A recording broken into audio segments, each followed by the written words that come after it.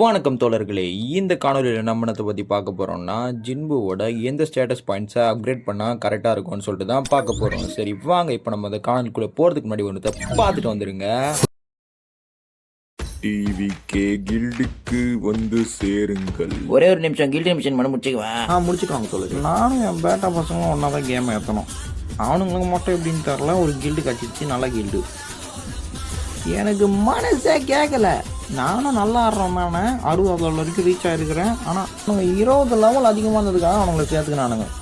இந்த மாதிரிலாம் நினைக்கும் போது தான், ஏன்டா அவனை சேர்த்துக்கிறேன் என்னை சேர்த்துக்க மாட்டியா, அதான் எனக்கு தோணுச்சு. அவனுங்களோட நல்லா வாழ்ந்து கண்ணோட்டத்துக்காக தான் டிவிக்கில் வந்து சேர்ந்தேன். இந்த கில்டு எனக்கு ரொம்ப பிடிச்சிருக்குது.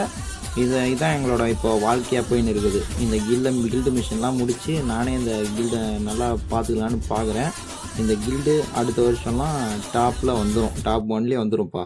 இந்த இளம் வாலிபரை போல புத்திசாலித்தனமாக யோசியுங்கள், அப்போதான் உங்களுக்கு நடக்கும் நல்ல விஷயங்கள்.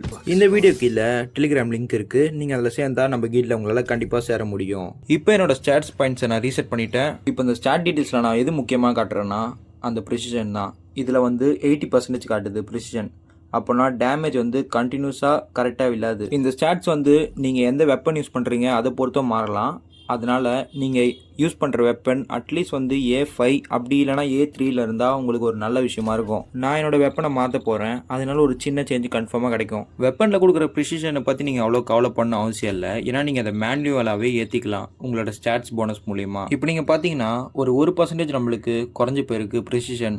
இப்போ ஒரு 1000 ப்ரிசிஷன் குறைஞ்சதுனால அது அந்தளவுக்கு இம்பாக்டாக இல்லை நம்ம ப்ரிசிஷன் ஸ்டாட்ஸில். ஆனாலும் ஒரு வெப்பனை நம்ம யூஸ் பண்ணோம்னா அட்லீஸ்ட் ஒரு A1 ஆச்சு இருக்கணும், இல்லைனா A3 இருக்கணும், அப்போ தான் நல்லாயிருக்கும். அப்படின்னா A2 கூட வச்சுக்கோங்க, அந்த அளவுக்கு இருந்தால் நல்லாயிருக்கும்னு நான் சொல்கிறேன். அப்புறம் இன்னொரு விஷயத்தை நீங்கள் ஞாபகம் வச்சுக்கோங்க, டிஃபென்ஸை நீங்கள் ஏற்றாதீங்க. நம்ம போடுற கலை பொருட்கள்லேயே நம்மளுக்கு தேவையான டிஃபென்ஸ் அப்புறம் ஹெச்பிலாம் கிடச்சிரும். இப்போ நான் ப்ரிசிஷனை அப்கிரேட் பண்ணுற பாருங்கள், இதில் எவ்வளோ சேஞ்ச் வருதுன்னு பார்த்துடலாம். இப்போ நீங்கள் பார்த்தாலே தெரியும், நான் வெறும் 20 பாயிண்ட்ஸ் மட்டும் தான் இன்க்ரீஸ் பண்ணியிருப்பேன். அதுக்கே எனக்கு வந்து 3% கிட்ட இன்க்ரீஸ் ஆகிருக்கு ப்ரிசிஷனில். சரி, இப்போ என்னோட ப்ரிசிஷன் ஸ்டாட்ஸை மேக்ஸ் பண்ணி காட்டுறேன். அப்போ உங்களுக்கு தெரியும் எவ்வளோ ஸ்டாட்ஸ் பாயிண்ட்ஸ் எனக்கு செலவாயிருக்குன்னு. எனக்கு அப்ராக்சிமேட்டாக 210 ஸ்டாட்ஸ் பாயிண்ட்ஸ் செலவாயிருக்கு. அப்புறம் இன்னொரு விஷயத்தை ஞாபகம் வச்சுக்கோங்க, கலைப்பொருட்கள்லையும் உங்களால் ப்ரிசிஷன் ஸ்டாட்ஸை ஏற்ற முடியும். சரி, இப்போது நீங்கள் வந்து வெறும் அட்டாக் மட்டும் ஏற்றுற மாதிரினா அதோட டிஃப்ரென்ஸை பாருங்கள். நான் இப்போ என்னோட எல்லா ஸ்டாட்ஸ் பாயிண்ட்ஸையும் அட்டாக்ல போடுறேன். அது வந்து எவ்வளோ இதில் வந்து முடியுதுன்னு நம்ம இப்போ பார்க்கலாம். இதை நான் ஃபில் பண்ணதுக்கப்புறம் என்னோட அட்டாக் ஸ்டாட் வந்து 18K கிட்ட வந்துருச்சு. இந்த 18K டேமேஜ் வந்து நீங்கள் ப்ளே பண்ணும்போது இம்பாக்ட்ஃபுல்லாக தான் இருக்கும், ஆனால் அந்தளவுக்கு இம்பாக்ட்ஃபுல்லாக இருக்குமானா கிடையாது. ஏன்னா கண்டினியூஸாக டேமேஜ் இல்லாததுனால. ஒருவேளை உங்ககிட்ட இருக்கிற ஆயுதம் இல்லைனா கலை பொருட்கள்ல ப்ரிசிஷன் ஸ்டாட்ஸ் இல்லைன்னா நீங்க உங்க ஸ்டாட் பாயிண்ட்ஸை அதிகமாக ப்ரிசிஷன் ஸ்டாட்ஸ்ல செலவழிக்க வேண்டியது இருக்கும். இப்போ பார்த்தீங்கன்னா நான் தெரியும், மறுபடியும் நான் வந்து என்னோட ப்ரிசிஷன் ஸ்டாட்ஸை வந்து மேக்ஸ் பண்ணிட்டேன். இப்போ வந்து மிச்சத்தெல்லாம் நம்ம ஸ்ட்ரென்த் ஸ்டாட்ஸ்ல போட்டுடலாம். இப்போ உங்களுக்கு பார்த்தாலே தெரியும், என்னோட மிச்ச ஸ்டாட்ஸ் எல்லாத்தையுமே நான் ஸ்ட்ரென்த்தில் போட்டேன். ஆனால் அவ்வளோ பெரிய டிஃப்ரென்ஸ் இல்லைல்ல.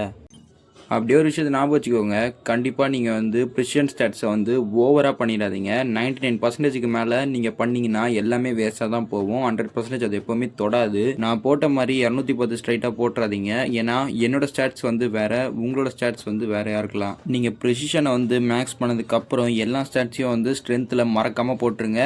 இதோட இந்த காணொலி முடிச்சுக்கிறேன். அடுத்து உங்களை நல்ல ஒரு காணொலி வந்து சந்திக்கிறேன். போயிட்டு வரேன்.